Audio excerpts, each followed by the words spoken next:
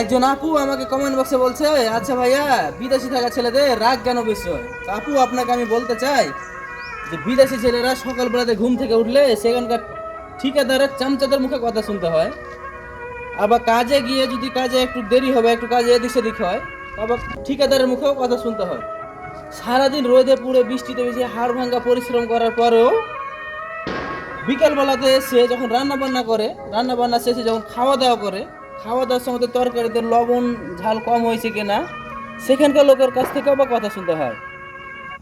সেগুলোকে সব কিছু পাশে রেখে মানসিক সুখ শান্তির জন্য যখন নিজের প্রিয়জনের কাছে ফোন দেয়, তখন সেখানে সে নির্যাতিত হয়। বাড়িতে আজ এটা নাই, সেটা নাই, হ্যান নাই, ত্যান নাই, আরও অনেক কত কিছু।